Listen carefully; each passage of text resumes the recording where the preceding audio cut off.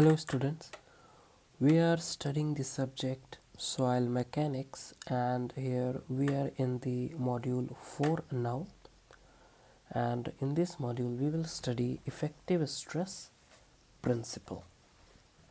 So let us begin.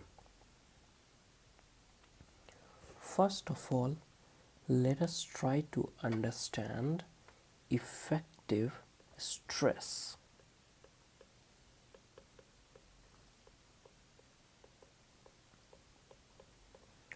What is effective stress? Before we start effective stress, we need to understand two things. After knowing these two things, we can understand effective stress. What are these two things? First, total stress. Total stress. Okay.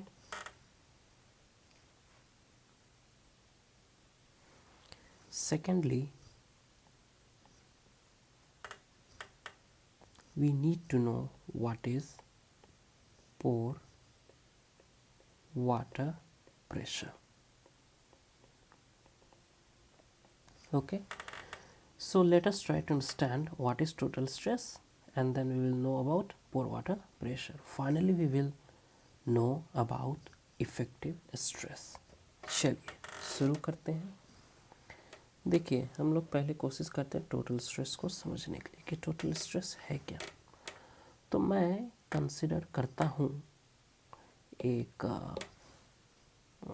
Soil के element को. ठीक है, यहाँ जो आपको दिख रहा है ये आपका ग्राउंड सरफेस है. ठीक है, इस ग्राउंड सरफेस से नीचे की ओर यहाँ पर कहीं मैं कंसिडर कर रहा हूँ एक सॉइल एलिमेंट को. ठीक है, अब देखिए, ये जो आपका सॉइल एलिमेंट है, इस पर ऊपर में जो रखा हुआ सॉइल है उसके कारण एक लोड आएगा कि नहीं आएगा? आएगा ना. ठीक है, इस पूरे एरिया में सॉइल है ना, इस एरिया में पूरा सॉइल रखा हुआ है ना, ये ग्राउंड सरफेस है आपका. तो यहाँ जो सॉइल प्रेजेंट है, इसके ऊपर जो सॉइल प्रेजेंट है, इसके कारण क्या होगा? एक लोड आएगा कि नहीं आएगा इस सॉइल एलिमेंट पर? आएगा ही एक लोड, है ना. इसके ऊपर जो भी सॉइल प्रेजेंट है उसके कारण इस सॉइल पर एक लोड आना ही आना है. ठीक है, ओके, आएगा.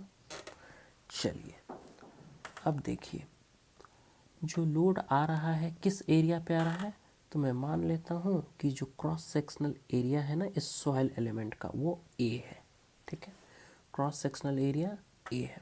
तो मुझे बताइए, जो आपका वेट ऑफ दिस सॉइल के कारण जो लोड आ रहा है इस सॉइल एलिमेंट पे, वो कितना होगा? बताइए कितना होगा. अगर मैं कहूँ कि यहाँ मैं लिख देता हूँ, let unit weight of soil be कितना? गामा. हमेशा हम लोग ऐसा ही लेके चलते हैं ना. ठीक है, तो मैंने मान लिया है कि यूनिट वेट सॉइल का गामा है. ठीक है, अब मुझे बताइए कि जो टोटल वेट ऊपर से आ रहा है ना वो कितना होगा? उस सॉइल एलिमेंट के ऊपर जो सॉइल है उसके कारण जो टोटल वेट है कितना है? अगर इसको मैं W से डिनोट करूँ तो इसके लिए एक जानकारी आपको और रखना होगा. कौन सी जानकारी? ये जो एलिमेंट मैंने कंसिडर किया ना, किस हाइट पे? मान लीजिए कि Z हाइट पर, Z डेप्थ पर मैंने इसे कंसिडर किया है. ठीक है, बताइए मुझे what is the total weight जो आएगा, कितना होगा भैया? तो वो क्या होगा? गामा इंटू Z इंटू ए. क्यों, कैसे? गामा का मतलब क्या होता है? What is the meaning of gamma? Gamma का मतलब होता है वेट, है ना, पर यूनिट वॉल्यूम. ये होता है ना गामा का मतलब. Unit weight means weight per unit volume. अगर मैं इसको वॉल्यूम से गुना कर दूं तो वॉल्यूम वॉल्यूम कट जाएगा, बचेगा वेट, है ना. तो ज़रा Z इंटू ए पे नज़र घुमाइए तो Z इंटू ए वॉल्यूम की बात नहीं हो रही है, वॉल्यूम की ही तो बात हो रही है ना। तो ये मुझे क्या दे देगा, टोटल वेट दे देगा, ठीक है। ओके, चलिए अब मुझे बताइए कि अगर मैं स्ट्रेस लिखना चाहूँ, टोटल स्ट्रेस कितना आ रहा है उसी सॉइल एलिमेंट पे, टोटल स्ट्रेस कितना आएगा बताइए।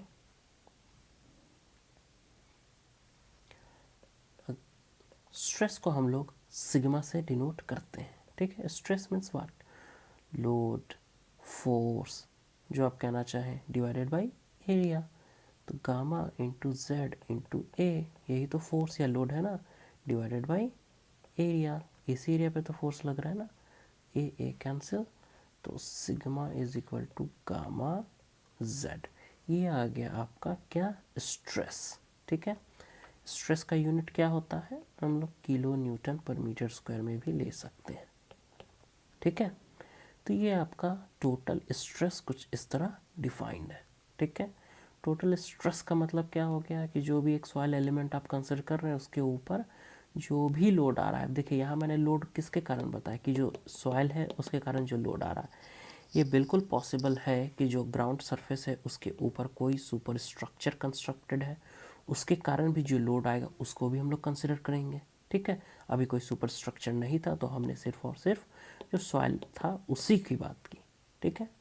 तो टोटल स्ट्रेस क्या होता है ये क्लियर होना चाहिए, आपका क्लियर होगा आई बिलीव, है ना। Total stress is simply gamma into Z, okay.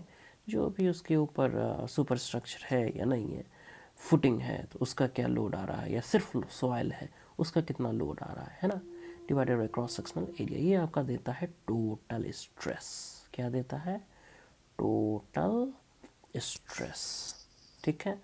तो अब आपने समझ लिया है कि टोटल स्ट्रेस क्या होता है, ठीक है, डन। चलिए मैं लिख भी देता हूँ इसको कि आपने यहाँ क्या समझा, आपने समझा टोटल स्ट्रेस, ठीक है। आपने यहाँ पर टोटल स्ट्रेस के बारे में जानकारी पाया, ठीक है।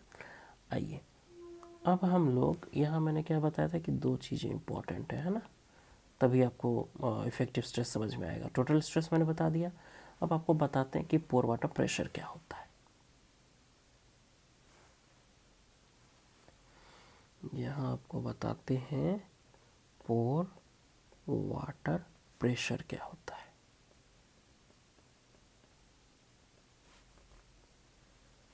ठीक है। चलिए देखिए, जो आपका सॉइल है उसमें सॉलिड्स होते हैं कि नहीं होते हैं, जो सॉइल है उसमें सॉलिड्स होते हैं ना जी। और उसी सॉलिड्स में वॉइड्स भी होते हैं, ठीक है। उसी सॉलिड्स में क्या होते हैं, वॉइड्स भी होते हैं, ठीक है। और अगर वो वॉइड्स फिल्ड विथ वाटर है, अगर सॉइल सैचुरेटेड है तो ऑब्वियस सी बात है कि वो जो वॉइड है that will be filled with water, ठीक है।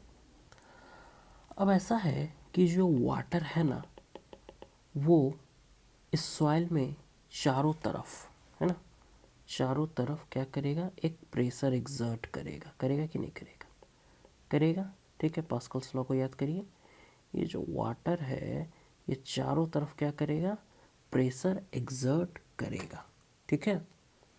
अब ये कितना प्रेशर एग्जर्ट करेगा, मैं क्या करूँगा, सिंपली एक पीजोमीटर इंसर्ट करूँगा सॉइल में, ठीक है। मैंने क्या किया, एक पीजोमीटर सॉइल में इंसर्ट कर दिया है, ठीक है। अब वो पीजोमीटर आपको एक लेवल ऑफ वाटर बताएगा, ठीक है। और आप कहोगे ओके ठीक है, जो प्रेशर हेड है वो इतना है, दैट इज एच। फ्लूइड में आपने ये जानकारी ले रखा है ऑलरेडी, ठीक है, फ्लूइड मैकेनिक्स में। तो प्रेशर हेड कितना है, एच, ठीक है। तो पोर वाटर प्रेशर का मतलब क्या हुआ, पोर में जो वाटर है वो एक प्रेशर एक्सर्ट करेगा पार्टिकल्स पे, ठीक है।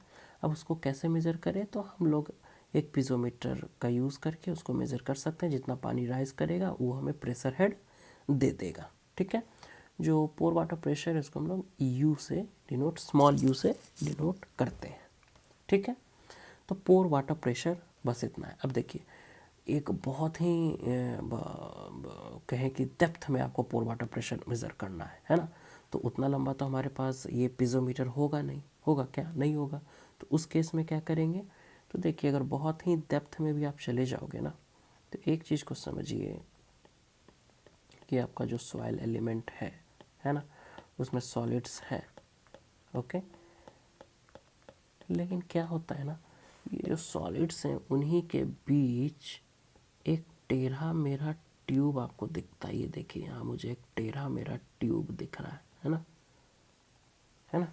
तो क्या पिज़ोमीटर की तरह नहीं है, टेढ़ा मेढ़ा है, तो क्या हुआ, है ना, ये वाटर जो भी वाटर है उसको ये मेज़र कर सकता है। ठीक है, जो भी प्रेशर हेड है एच है वो हम इसका यूज़ करके मेज़र कर सकते हैं।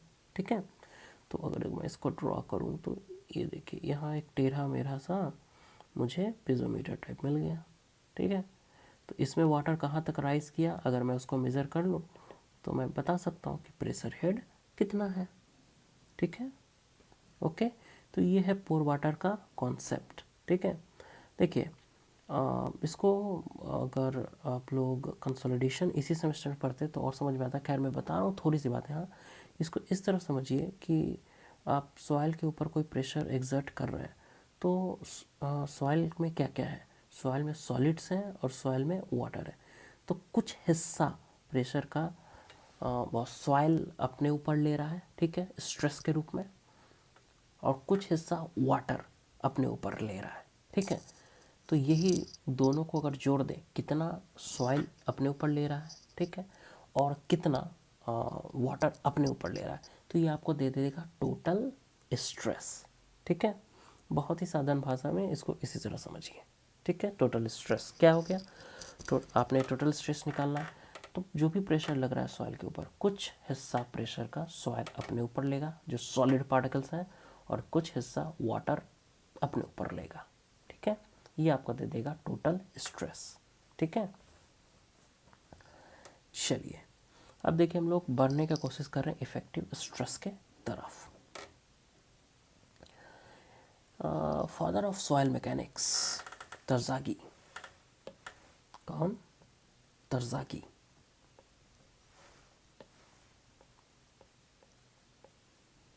इन्होंने 1936 में एक टर्म दिया, effective stress is equal to total stress minus pore water pressure.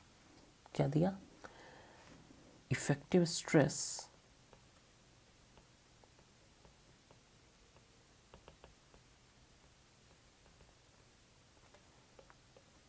क्या है, ये टोटल स्ट्रेस, ये क्या है, पोर वाटर प्रेशर, है ना।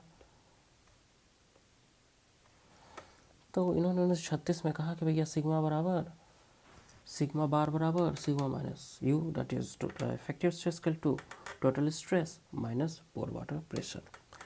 इनका जो sigma bar that is effective stress का डिफाइन करने का मेथड था वो ये था कि it is equal to contact force. बस इसको समझिए कि तरजागी ने क्या कहा, इन्होंने बिल्कुल सही बात कही, ऐसी नहीं थी। ठीक है, मैं बता रहा हूँ आपको, बस समझिए क्या इन्होंने कहा कि कॉन्टैक्ट फोर्स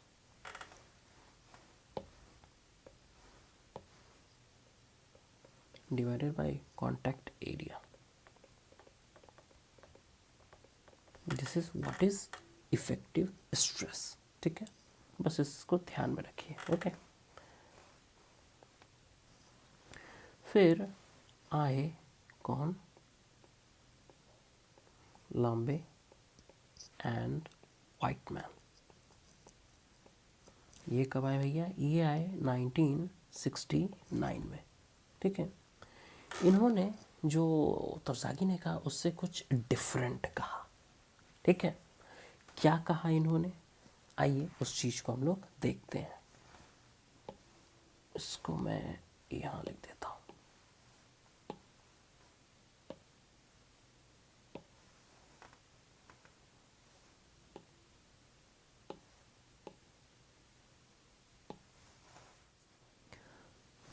तो लांबे और वाइटमैन ने 1969 में इसी चीज़ को थोड़ा सा डिटेल में डिस्कस किया। ठीक है, आइए हम लोग देखते हैं क्या उन्होंने डिस्कस किया।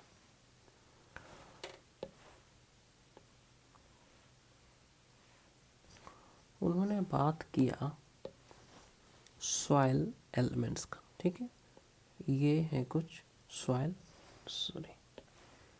पार्टिकल्स। ठीक है,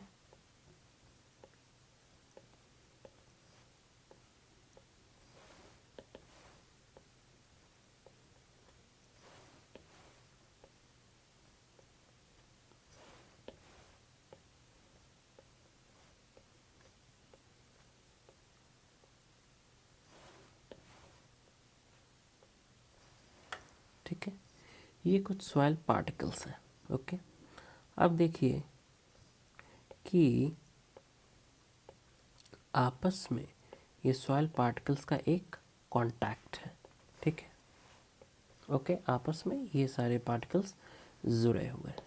ठीक है, इसमें से कोई एक क्रॉस सेक्शनल एरिया हम लोग कंसिडर कर लेते हैं। ठीक है, ये देखिए इस क्रॉस सेक्शनल एरिया को हम लोग कंसिडर कर लेते हैं। ये थोड़ा सा वेवी है। ठीक है, not a straight line, but चूँकि पार्टिकल्स बहुत छोटे होते हैं इसलिए इसको हम लोग कंसिडर कर लेंगे कि ये एक स्ट्रेट लाइन है। ठीक है, ओके, चलिए अब देखिए जो ये सॉइल है इस पे जो लोड आ रहा था उसको मैं कंसिडर कर लेता हूँ पी। ठीक है, कि पी लोड इस सॉइल के ऊपर आ रहा है। जो इस सॉइल का क्रॉस सेक्शनल एरिया है उसको मैं ए कंसिडर कर लेता हूँ। ठीक है, क्रॉस सेक्शनल एरिया जो है उसको ए कंसिडर कर लेता हूँ। ठीक है, अब देखिए जो आपका लोड आ रहा है पी, है ना, that will be equal to, जो आपको यहाँ फिगर दिख रहा है इसमें क्या दिख रहा है, पार्टिकल्स भी दिख रहे हैं, सॉलिड पार्टिकल्स, और वॉइड्स भी दिख रहे हैं। जो वॉइड्स है उसमें क्या है, वाटर फील्ड है। अगर मैं सॉइल को सैचुरेटेड कंसिडर करूँ तो क्या उसमें फील्ड है, वाटर फील्ड है। ठीक है, तो जो भी पी है लोड, है ना, आ रहा है, क्या उसको मैं इस तरह लिख सकता हूँ, P is equal to load taken by soil solids through there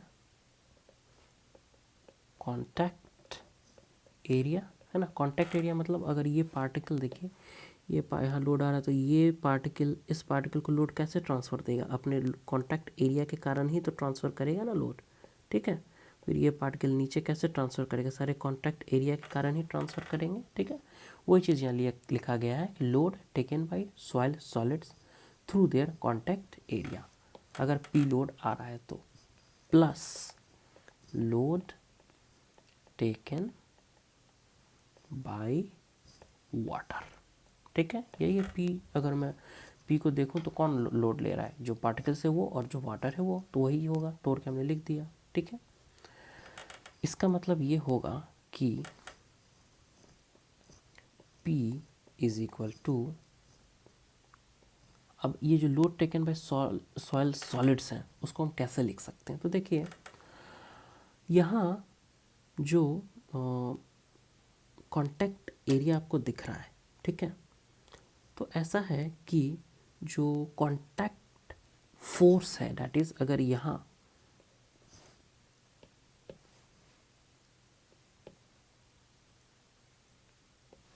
मैं कंसिडर करूँ, ठीक है, ये एक कॉन्टैक्ट फोर्स है ना, कॉन्टैक्ट फोर्स। देखिए इसमें जो कॉन्टैक्ट फोर्स है वो दोनों आपका जो भी कॉन्टैक्ट फोर्स का डायरेक्शन हो, आप उसको हॉरिजॉन्टल और वर्टिकल दो कंपोनेंट ले सकते हैं। जो हॉरिजॉन्टल होगा वो आपस में नलीफाई हो जाएगा, जो वर्टिकल है वो बचेगा। ठीक है, तो ये मैं सिर्फ आपको वर्टिकल ही दिखा रहा हूँ। ठीक है, तो जो भी कॉन्टैक्ट एरिया है वहाँ पर FC1 में मान लूँ, अगर कॉन्टैक्ट एरिया कोई AC1 है, ठीक है, और कोई कॉन्टैक्ट एरिया अगर AC2 है, कॉन्टैक्ट एरिया AC3 है और कॉन्टैक्ट एरिया AC4 है, तो जो कॉन्टैक्ट एरिया AC1 है उसमें जो कॉन्टैक्ट फोर्स है वो मैं मान लेता हूँ FC1। इसी तरह FC2 जो यहाँ आपको दिख रहा है, ठीक है। फिर उसी तरह FC3 और यहाँ पर FC4, ठीक है। Contact area contact force FC3 और कॉन्टैक्ट फोर्स FC4, ठीक है। लेकिन मैं समेशन अगर ले लूँ FC का, कॉन्टैक्ट फोर्स का, तो इसको मैं लिख सकता हूँ FC, कैपिटल FC, ठीक है। जो भी पार्टिकल्स एक दूसरे से कांटेक्ट में है तो वहाँ पर एक कांटेक्ट फोर्स एक्ट कर रहा है, ठीक है, ओके। एक रेसिस्टिव फोर्स एक्ट कर रहा है, ओके, वही हमने लिखा है कांटेक्ट फोर्स, ठीक है। और सबका समेशन लेंगे तो FC, ठीक है। और उसी तरह जो कांटेक्ट एरिया है, जो कांटेक्ट एरिया है, जैसे कि ये टोटल एरिया तो आपका A है, अगर मैं ये पूरा एरिया लूँ तो क्या है, A है, कैपिटल है, लेकिन कांटेक्ट एरिया कितना है, ये है कांटेक्ट एरिया, ये छोटा सा AC4, ये है कांटेक्ट एरिया छोटकू सा AC3, ये है कांटेक्ट एरिया AC2, ये है कांटेक्ट एरिया AC1, ये भी कांटेक्ट एरिया है, ठीक है। अगर मैं सारे कांटेक्ट एरिया का समेशन ले लूँ, ठीक है, समेशन ऑफ कांटेक्ट एरिया, तो वो आएगा क्या, उसको मैं AC से रिप्रेजेंट करता हूँ, ठीक है, ओके। ये जो चीज़ें मैंने बताई आई होप समझ में आया है सभी को, ठीक है। पार्टिकल टू पार्टिकल एक दूसरे से जुड़े हैं, तो कैसे जुड़े हैं, एक एरिया से जुड़े हैं, तो उस एरिया को मैं क्या कह रहा हूँ, कॉन्टैक्ट एरिया, ठीक है। यहाँ कॉन्टैक्ट एरिया AC1 कह दिया, यहाँ AC2 कह दिया, है ना। और उस एरिया का जो फोर्स लग रहा है, फोर्स जो ट्रांसमिट हो रहा है, वो FC1, FC2, FC3, FC4 है, और सबका समेशन ले लेंगे हम लोग, ठीक है। तो वो FC आ जाएगा, और अगर कॉन्टैक्ट एरिया का समेशन ले लिया सभी तो कैपिटल AC आ गया, ठीक है। वापस आइए, P is equal to load taken by soil solids. तो देखिए यहाँ पर load taken by soil solids through their contact area, आपने लिखा है ना, थ्रू देयर कॉन्टैक्ट एरिया, तो क्या है, इज इक्वल टू क्या, FC नहीं है, देखिए यही वाला FC, यही वाला FC होगा कि नहीं होगा, यही वाला FC होगा ना, कॉन्टैक्ट एरिया के थ्रू जो लोड आया, क्या है, FC आया, तो मैं लिख दिया FC, ठीक है। Plus load taken by water, load taken by water, water अगर मैं प्रेशर इनटू एरिया कर दूँ तो हमारा काम हो जाएगा, लोड आ जाएगा, ठीक है। प्रेशर कितना, पोर वाटर प्रेशर, एरिया कितना है, वाटर का एरिया, अगर मैं total cross sectional area soil की बात करूँ, अगर वो कैपिटल A है और कॉन्टैक्ट एरिया को उसमें से घटा दूँ, जितने भी कॉन्टैक्ट एरिया है, तो क्या बचा, बाकी वॉइड्स तो है, और वॉइड्स में क्या है, वाटर है, तो ठीक है। तो अगर कॉन्टैक्ट एरिया को हटा दे तो क्या बचा, एरिया ऑफ वाटर, ठीक है, pore water pressure into area of water. तो इस तरह P हमारा कुछ इस तरह डिफाइन हो गया, ठीक है। और अगर मैं P बाई A करूँ तो मुझे FC बाई A भी करना पड़ेगा, और U A minus AC upon A भी करना पड़ेगा, ठीक है, ओके।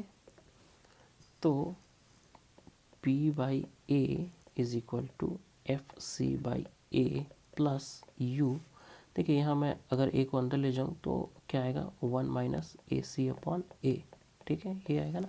अब देखिए जो एरिया ऑफ कॉन्टैक्ट है, आपको फिगर में देख के पता चल रहा है कि जो AC है ना, एरिया ऑफ कॉन्टैक्ट, ये सबका summation, that is very very less with respect to cross sectional area A, ठीक है। इसका मतलब क्या हो गया, ये जो आपकी वैल्यू है काफ़ी कम हो गई, ऑलमोस्ट नियर टू ज़ीरो, ठीक है। तो इसका मतलब क्या हो गया, इसका मतलब हो गया P by A is equal to FC upon A plus U, ठीक है। अब P बाई A क्या है भाई, तो टोटल जो लोड आ रहा है, टोटल जो क्रॉस सेक्शनल एरिया है, that is equal to sigma, that is equal to total stress, ठीक है, is equal to FC upon A plus U, ठीक है, ओके। अब देखिए ये आपको थोड़ा थोड़ा जाना पहचाना लगेगा, है ना, ये जो चीज़ें आपको दिख रही हैं थोड़ा थोड़ा जाना पहचाना लगेगा। अगर इसी चीज़ को मैं कंपेयर करूँ तरजागी से, तरजागी ने जो इक्वेशन दिया था, ये देखिए यहाँ पर तरजागी ने इक्वेशन दिया था, अगर आप कंपेयर करेंगे इसी से, ठीक है, हाँ, इसको अगर थोड़ा सा मैं मॉडिफाई कर दूँ तो क्या इस चीज़ को ऐसे लिख सकते हैं ना हम लोग, ठीक है, सेम इक्वेशन को हम लोग इस तरह लिख सकते हैं ना। अगर तरजागी के इस इक्वेशन से मैं कंपेयर करूँ तो मुझे पता चलेगा कि यहाँ भी तो वही चीज़ लिखा हुआ है, total stress is equal to something plus pore water pressure. ये समथिंग क्या है?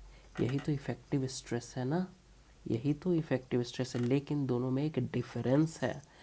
तरजागी ने जो कहा वह क्या कहा कि sigma what that is effective stress equal to contact force divided by contact area, contact force divided by contact area. लेकिन यहाँ पर क्या दिख रहा है? Contact force divided by total cross sectional area. It is not contact area. ये AC नहीं है, AC तो नहीं है ना, ये A है, that is total cross sectional area. ठीक है, तो तरजागी वहाँ थोड़ा सा गलत थे और लांबे और व्हाइटमैन ने इसको करेक्ट किया। ठीक है, अब देखिए इसका कोई फिजिकल मीनिंग है क्या? Contact force divided by total cross section. अरे कॉन्टैक्ट फोर्स की बात कर रहे हो तो कॉन्टैक्ट एरिया की बात करिए ना, है ना, तो उसका कोई मीनिंग होता। लेकिन फोर्स ले रहे हैं कॉन्टैक्ट फोर्स और एरिया ले रहे हैं कौन सा? टोटल। इसका कोई फिजिकल मीनिंग तो है ही नहीं, है ना। तो देखिए एक बात समझ लीजिए कि जो आपका इफेक्टिव स्ट्रेस है ना, जिसको हम लोग सिग्मा बार से डिनोट करते हैं, ठीक है, सिग्मा बार से डिनोट करते हैं जो इफेक्टिव स्ट्रेस है, इसका कोई फिजिकल मीनिंग नहीं है, ये एक एब्स्ट्रैक्ट वैल्यू है। ठीक है, इसको डायरेक्टली हम लोग नहीं निकाल सकते हैं।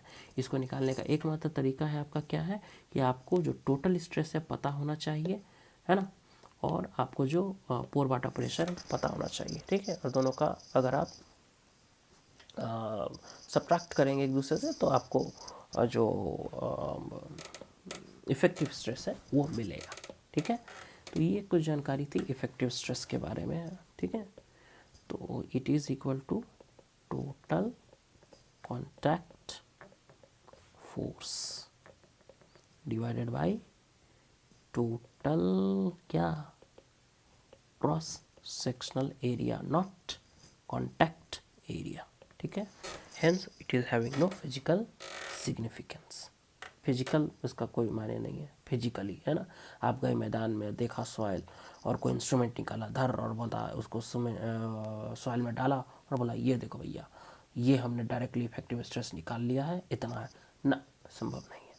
डायरेक्टली तो इफेक्टिव स्ट्रेस हम लोग नहीं निकाल सकते हैं। इसको निकालने का क्या तरीका है? आपको टोटल स्ट्रेस और पोर वाटर प्रेशर का इस्तेमाल करना पड़ेगा। ठीक है, इसको बहुत ही साधारण शब्दों में आपको समझना है तो इस तरह समझिए कि आप एक सॉइल लिए हैं, सॉइल के ऊपर एक लोड लगा दीजिए, लोड लगाया तो सॉइल के जो सॉलिड्स हैं कुछ लोड को वो झेलेंगे और कुछ लोड को जो वाटर सॉइल के पोर में मौजूद होता है वो झेलेगा। ठीक है, तो जो सॉइल झेलेगा लोड को उसको बोलेंगे इफेक्टिव स्ट्रेस और जो वाटर झेलेगा लोड को उसको बोलेंगे पोर वाटर प्रेशर, और जो ऊपर से लोड हमने दिया है वो है आपका टोटल।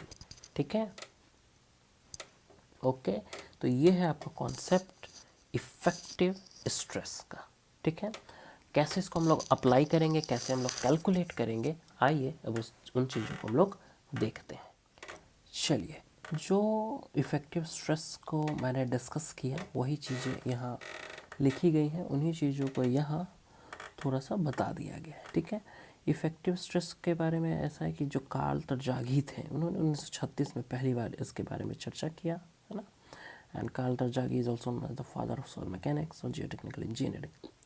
देखिए, तो यहाँ पर जो मैंने पहले बताया वही चीज़ है कि एक सॉइल या हम लोग कंसिडर कर रहे हैं, ठीक है, मास ऑफ सॉइल है ना, और सैचुरेटेड सॉइल है, ये फुल्ली सैचुरेटेड सॉइल है, उसमें एक छोटे से एलिमेंट को हमने कंसिडर किया है। ठीक है, यहाँ ये ओके, और इसके ऊपर ये पूरा का पूरा सॉइल है। ठीक है, अब इसका क्रॉस सेक्शनल एरिया ए है, तो ये पूरा जो ऊपर सॉइल है, ये छोटा सा एलिमेंट आपको यहाँ दिख रहा है ना, इसके ऊपर जो सॉइल है पूरा, उसके कारण क्या लोड आएगा? तो मैंने कहा कि पी लोड आएगा। ठीक है, और वो P will be equal to gamma into H into A. चूँकि हम लोग सैचुरेटेड सॉइल की बात कर रहे हैं इसलिए हमने गामा सैचुरेटेड ले लिया। ठीक है, अगर ये सैचुरेटेड नहीं होता तो क्या लेते हैं? गामा वैल्यू, है ना, या पार्सली सैचुरेटेड होता तो गामा बल्क डेंसिटी या बल्क यूनिट वेट की बात होती है ना। या हम लोग टोटल फुली सैचुरेटेड सॉइल की बात कर रहे हैं तो हम लोग क्या ले रहे हैं? Gamma saturated into H into A. मैंने बताया कि कैसे आता है। ठीक है, सो टोटल स्ट्रेस कैसे आएगा? P by A is equal to gamma saturated into H. ठीक है, इस पर हम लोग डिस्कस ऑलरेडी कर चुके हैं। पोर वाटर प्रेशर यू की बात करें, क्या है भैया? तो it is the pressure due to the pore water filling in the voids of the soil. जो वॉइड्स है मैंने पहले ऊपर बता दिया आपको, वही चीज़ें यहाँ लिखी गई हैं। ठीक है, जो आपके वॉइड्स हैं उसमें जो वाटर प्रेजेंट है उसके कारण जो प्रेशर लग रहा है, it is given by you.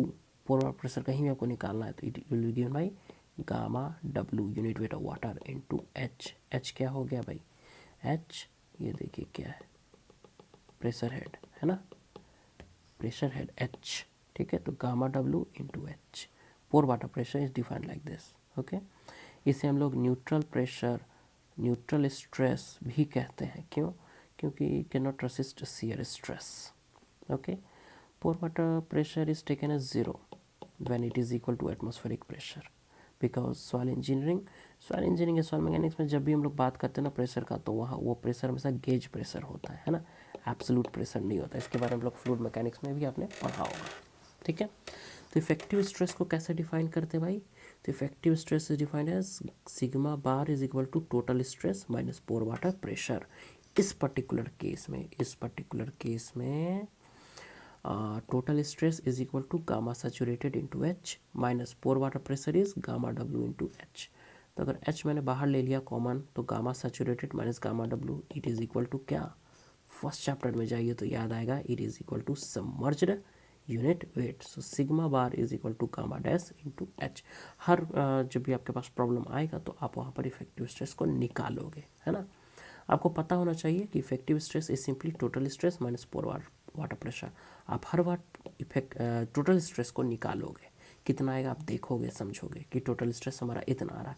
हर बार आप पोर वाटर प्रेशर को निकालोगे, फिर दोनों का क्या लोगे, सब्ट्रैक्ट कर दोगे एक दूसरे से, तब आपको इफेक्टिव स्ट्रेस मिल जाएगा, ठीक है। अभी हम लोग न्यूमेरिकल करेंगे तो ये चीज़ें और बेहतर ढंग से समझ में आएंगी, ठीक है। जो सबसे महत्वपूर्ण चीज़ मैंने बताया था आपको यही है कि इफेक्टिव स्ट्रेस जो है ना आपका, वो एक मैथमेटिकल कॉन्सेप्ट है, कोई फिजिकल क्वांटिटी नहीं है, ठीक है। इट इज़ एब्स्ट्रैक्ट, ठीक है। अब देखिए कहाँ यूज़ आता है इफेक्टिव स्ट्रेस का, तो जो आपका कंप्रेशन है that is a function of effective stress, ठीक है। जो आपका शियर स्ट्रेंथ है that is a function of effective stress, तो यहाँ इफेक्टिव स्ट्रेस का रोल बढ़ जाता है। स्टेबिलिटी ऑफ स्लोप्स की बात करें या अर्थ प्रेशर की बात करें या बेयरिंग कैपेसिटी ऑफ सॉइल की बात करें, ये सभी कुछ डिपेंड करता है किसके ऊपर, शियर स्ट्रेंथ के ऊपर। और shear strength is a function of effective stress. तो भैया इंपॉर्टेंट तो है इफेक्टिव स्ट्रेस, इसको समझना तो पड़ेगा, ठीक है। परमेबिलिटी भी इफेक्टिव स्ट्रेस के ऊपर डिपेंड करता है, ठीक है। तो ये आपको पूरा का पूरा मैंने बता दिया कि इफेक्टिव स्ट्रेस की जो डेफिनेशन है वो किस तरह का है, ठीक है। इफेक्टिव स्ट्रेस हम लोग कैसे निकालते हैं, कैसे जो वाटर टेबल है वो ऊपर नीचे हो तो कैसे इफेक्टिव स्ट्रेस पर असर पड़ता है, फिर इससे रिलेटेड न्यूमेरिकल कैसे हम लोग सॉल्व करेंगे, आइए अब उन सब चीज़ों को हम लोग देखते हैं, ठीक है। उससे पहले ये ज़रा देख लीजिए, effective stress is equal to total stress minus pore water pressure plus A dash minus R dash. थोड़ा सा इसमें चेंज आ गया, ठीक है। किस केस में, जब आपका जो पार्टिकल से चार्ज होते हैं ना, क्ले मिनरल्स की बात कर रहे हैं, ठीक है, तो वहाँ जो अट्रैक्टिव फोर्सेस हैं उसमें से आपको रिपल्सिव फोर्सेस को हटाना पड़ता है, ठीक है। ये टोटल आपको इफेक्टिव स्ट्रेस दे देगा, इसकी खास ज़रूरत नहीं पड़ेगी, ठीक है, लेकिन आप जानिए इसको, ठीक है। चलिए अब हम लोग आगे बढ़ते हैं और ये हम लोग का कोशिश होगा कि ये जाने कि जो आपका वाटर टेबल है, ठीक है, उस पर क्या वो ऊपर नीचे होता है तो क्या असर पड़ता है इफेक्टिव स्ट्रेस का। Let us now see the effect of water table fluctuations on effective stress, ठीक है। इसमें हम लोग ये देखेंगे कि कैसे जो आपका वाटर टेबल है अगर वो ऊपर नीचे होता है तो इफेक्टिव स्ट्रेस चेंज होता है, ठीक है। इफेक्टिव स्ट्रेस पे क्या असर पड़ रहा है जब वाटर टेबल ऊपर नीचे हो रहा है, ठीक है। देखिए इसको कुछ ऐसे समझिए कि ये आपका है ग्राउंड सरफेस, ओके।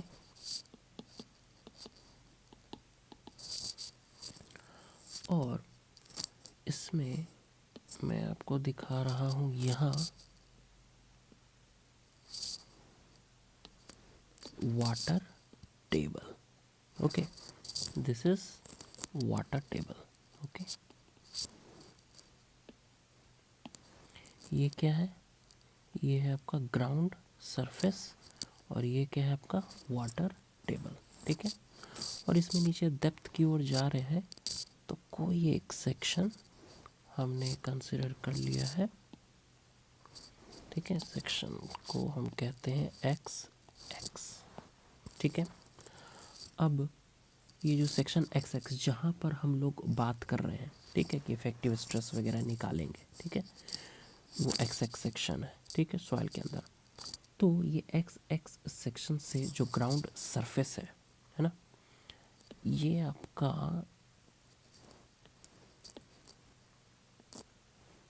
पूरा का पूरा हाइट अगर मैं कंसिडर करूं तो ये आपका है हाइट कैपिटल एच, ठीक है।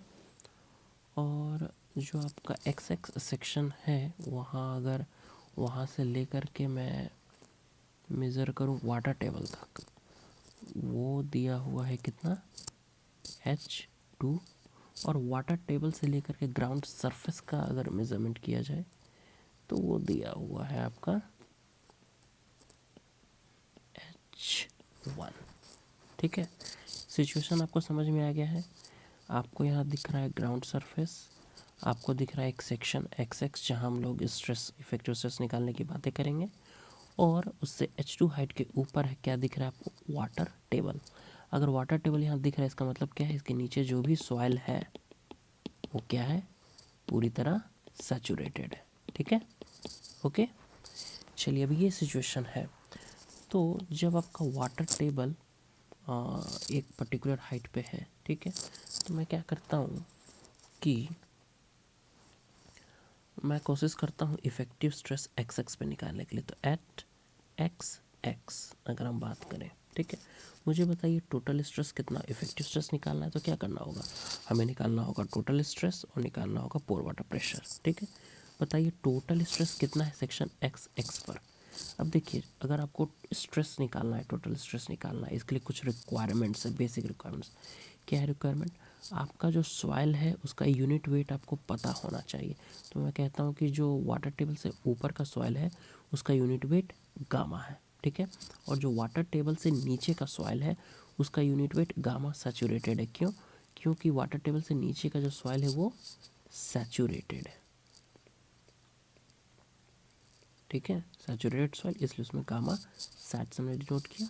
और जो वाटर टेबल से ऊपर का सॉइल है वो वेट सॉइल है, सैचुरेटेड नहीं है, ठीक है, it can be wet but it is not saturated soil, तो उसका जो यूनिट वेट है वो गामा, ठीक है। अब मुझे बताइए कि सिग्मा कितना होगा, टोटल स्ट्रेस कितना होगा सेक्शन एक्स एक्स पर। तो देखिए क्या बताया था मैंने, कैसे निकालते थे टोटल स्ट्रेस, जो भी लोड सेक्शन एक्स एक्स पर आ रहा है वही तो है ना, डिवाइडेड बाय एरिया, ये तो होता ना टोटल स्ट्रेस, ठीक है। कैसे हमने सीखा था, गामा इंटू H1 होगा कि नहीं होगा, gamma into H1, gamma that is unit weight into height H1, ठीक है, गामा इंटू हाइट H1, क्योंकि मैं पहले इस सॉइल का कितना लोड आएगा उसको कंसिडर कर रहा हूँ, ठीक है। तो unit weight into height H1 आपको स्ट्रेस दे देगा, ठीक है, प्लस अब क्या, अब ये जो सॉइल है ना सैचुरेटेड सॉइल, इसके कारण कितना स्ट्रेस आएगा, तो गामा सैचुरेटेड इंटू H2, ठीक है, गामा सैचुरेटेड इंटू H2, ठीक है। ये आपको total stress section x x पर इस तरह मिल गया, ठीक है, सेक्शन एक्स एक्स पर टोटल स्ट्रेस इस तरह आपको मिल गया है, ठीक है। पोर वाटर प्रेशर बताइए एक्स एक्स पर पोर वाटर प्रेशर कितना होगा। पोर वाटर प्रेशर देखिए निकालने के लिए सिंपल सी बात है, जिस सेक्शन पे भी निकालना है उससे ऊपर देखिए पानी कितना ऊपर तक है, बस ये आपको देखना है। जिस सेक्शन पे भी आपको पोर वाटर प्रेशर चाहिए उससे ऊपर पानी कितना हाइट तक है, देखते जाइए कितना हाइट तक है, H2, ख़त्म कहानी, गामा डब्लू इंटू H2, ख़त्म कहानी, ठीक है। कैसे निकलता है पोर वाटर प्रेशर, जिस सेक्शन पे आपको पोर वाटर प्रेशर चाहिए देखिए उससे पानी किस हाइट पे है, उससे कितनी ऊंचाई तक पानी है, बस वो हाइट इंटू गामा डब्लू, खत्म, ठीक है। तो टोटल स्ट्रेस अगर आपको निकालना था निकाल लिया, जो पोर वाटर प्रेशर हो गया, effective stress is equal to sigma into U, sigma की वैल्यू बोलिए gamma H1 plus gamma saturated H2 minus pore water pressure कितना है गामा W इंटू H2। देखिए तो ज़रा गामा H1 प्लस अगर मैं यहाँ gamma saturated gamma W H2 चूँकि कॉमन है ले लूँ तो हमारा कुछ काम बनता हुआ दिख रहा है क्या, कुछ चेंजेस आपको दिखेंगे यहाँ। Gamma saturated minus gamma W H2 मैंने कॉमन ले लिया। अब मुझे बताइए इस चीज़ से पहले कहीं परिचित हुए क्या? देखिए तो ज़रा gamma saturated minus gamma W क्या होता है गामा सबमर्ज्ड, ठीक है। तो ये आपका आ गया इफेक्टिव स्ट्रेस। ओके, क्या आपको मिला इफेक्टिव स्ट्रेस, ठीक है। सेक्शन XX पे वाटर टेबल का कोई भी एक हाइट हमने मान लिया है। अब हमें क्या करना था, फ्लक्चुएशन, वाटर टेबल का फ्लक्चुएशन को चेक करना था, तब इफेक्टिव स्ट्रेस पे क्या असर है ये देखना था। काम हमारा यही था, वो देखते अब हम लोग ऐसा करते हैं, हम लोग मान लेते हैं कि जो आपका वाटर टेबल है ना वो फ्लक्चुएट हुआ और ऊपर उठ के चला गया। कहाँ ऊपर उठ के चला गया भैया? तो जो आपका ग्राउंड सरफेस है ना वहाँ तक चला गया ये वाटर टेबल, ठीक है। क्या हो गया, वाटर टेबल कहाँ तक उठ के चला गया? जो आपका ग्राउंड सरफेस है वहाँ तक, ठीक है। तो मैं इसको कुछ इस तरह यहाँ लिख देता हूँ कि जो आपका केस नंबर ए है ना वो क्या है, if water table rises to the ground surface। हमारा काम ही यही है ना कि वाटर टेबल फ्लक्चुएट करे, उसी को पढ़ना है। तो हमने क्या किया भैया, चलो ठीक है, ऐसा है कि हम लोग क्या किए हैं, क्या किया हमने, वाटर टेबल को राइज करा दिया। कहाँ राइज करा दिया? ग्राउंड सरफेस तक, ठीक है। ओके, ये वापस जाएगा नहीं जाएगा, चलिए कोई बात नहीं, ठीक है। Okay, water table ground surface तक राइज कर गया। चलिए अब मुझे बताइए इफेक्टिव स्ट्रेस कितना आएगा इस केस में, बता सकते हैं कोई इफेक्टिव स्ट्रेस कितना आएगा?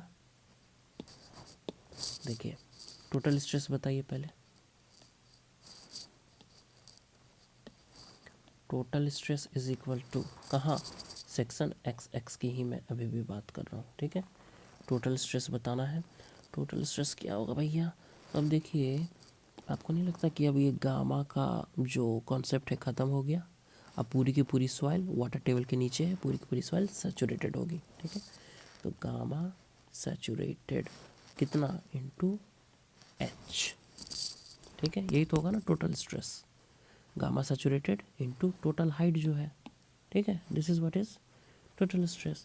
पोर वाटर प्रेशर, जहाँ भी आपको पोर वाटर प्रेशर निकालना है उससे ऊपर देखिए पानी किस हाइट पे है, कैपिटल H हाइट पे ख़त्म कहानी, कैपिटल H पे गामा W इंटू कैपिटल, ठीक है, H। Effective stress is equal to sigma minus U is equal to gamma saturated H minus gamma W H is equal to gamma saturated minus gamma W into H is equal to gamma dash into H। तो effective stress हमारा कितना आ गया, effective stress हमारा आ गया gamma dash into H। कब? जब water table rise करके ground surface तक चला गया।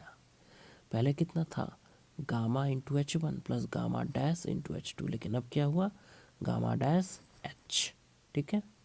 अब मैं एक और केस लेता हूँ, केस बी।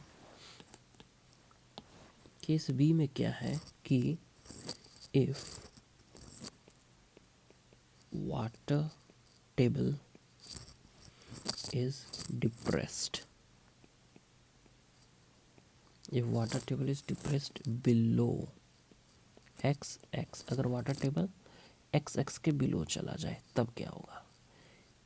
इसी फिगर में देखिए कि जो वाटर टेबल है अब यहाँ है ना, मैंने क्या किया कि वाटर टेबल को यहाँ से हटा करके यहाँ लिख दिया, यहाँ कहीं पहुँचा दिया, वाटर टेबल यहाँ है, ठीक है, वाटर टेबल यहाँ है। तब क्या होगा भाई, उस केस में क्या होगा यही हमें बताना है, ठीक है।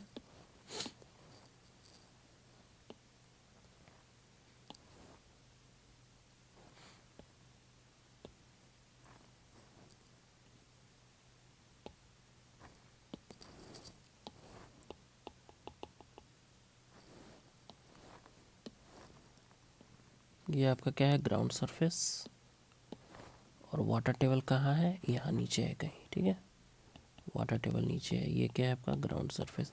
इस केस में हमें बताना है कि क्या होगा, ठीक है। तो देखिए टोटल स्ट्रेस बताइए कितना होगा एक्स एक्स सेक्शन पे, एक्स एक्स सेक्शन पे बताइए टोटल स्ट्रेस कितना होगा। अब देखिए ये जो आपको यहाँ दिख रहा था सॉइल सैचुरेटेड, अब सॉइल सैचुरेटेड नहीं रह गया है ना, चूँकि वाटर टेबल नीचे चला गया है तो सॉइल और सैचुरेटेड नहीं, तो यूनिट वेट इसका गामा मान लेते हैं, ठीक है। तो gamma into H is the total load on the section, x x total stress on the section, x x water table तो है ही नहीं उसके ऊपर, तो उसके कारण कोई लोड नहीं है, ठीक है। और पोर वाटर प्रेशर कुछ नहीं है, पोर वाटर प्रेशर में जिस सेक्शन पे निकालना है उसके ऊपर जाइए, किस हाइट तक वाटर है भाई, ओ वाटर तो है ही नहीं, जीरो हाइट, तो मतलब simply pore water pressure will be zero. तो इफेक्टिव स्ट्रेस कितना होगा, gamma H minus zero is equal to gamma H, इसका मतलब इफेक्टिव स्ट्रेस गामा एच हो गया, ठीक है, ओके। चलिए अब देखिए क्या अंतर आता है, इसको मैं थोड़ा छोटा करके दिखाऊं। अगर जो फर्स्ट केस था उसमें वाटर टेबल का एक पर्टिकुलर हाइट था, सेकंड केस में ऊपर चला गया, थर्ड केस में नीचे आ गया। तो आप देखेंगे कि जैसे ही पानी का लेवल ऊपर गया ना, तो इफेक्टिव स्ट्रेस जो है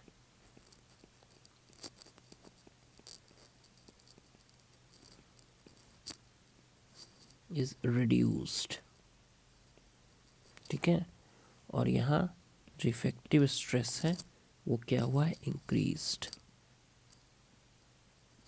देखिए इसको ऐसे याद रखिए कि टोटल स्ट्रेस सॉइल पे पड़ा, तो टोटल स्ट्रेस अब क्या है कि कुछ सॉलिड पार्टिकल्स जो सॉइल के हैं स्ट्रेस को झेल जाएंगे, और कुछ जो पोर में वाटर है वो झेलेगा। टोटल लोड आया, कुछ लोड सॉलिड पार्टिकल्स ने लिया, कुछ लोड वाटर ने लिया, ठीक है। लेकिन जब वाटर टेबल बढ़ता है तो क्वांटिटी ऑफ वाटर भी बढ़ा, तो जो सॉलिड पार्टिकल्स है वो बोले अरे भाई तू तो बढ़ रहा है, ऐसा कर तू ज़्यादा लोड ले ले, ठीक है। तो क्या होगा, ज़्यादा लोड कौन ले लेगा, वाटर ले लेगा ज़्यादा लोड, ठीक है। तो सॉइल पार्टिकल्स जो है वो कम लोड लेंगे, और सॉइल पार्टिकल्स जिस लोड को लेते हैं उसी को तो इफेक्टिव स्ट्रेस बोलते हैं। इसका मतलब क्या होगा कि पानी जैसे ही बढ़ेगा तो इफेक्टिव स्ट्रेस कम होगा, ठीक है। और इसके उलट जब पानी कम होगा तो वाटर अब कम लोड लेगा, तो ज़्यादा लोड कौन लेगा, एक्सटर्नल लोड जो आ रहा है वो तो कांस्टेंट है ना। तो वाटर अगर कम लोड ले रहा है, वाटर की क्वांटिटी घट रही है, वाटर अगर कम लोड ले रहा है तो ज़्यादा लोड कौन ले रहा है, समझने के लिए मैं बता रहा हूँ। इस तरह इसको समझा जा सकता है, दिमाग में रिटेन किया जा सकता है। तो ज़्यादा लोड कौन लेगा, सॉलिड पार्टिकल्स, और सॉलिड पार्टिकल्स जो लोड लेते हैं उसी को तो इफेक्टिव स्ट्रेस बोलते हैं, तो इफेक्टिव स्ट्रेस बढ़ जाएगा।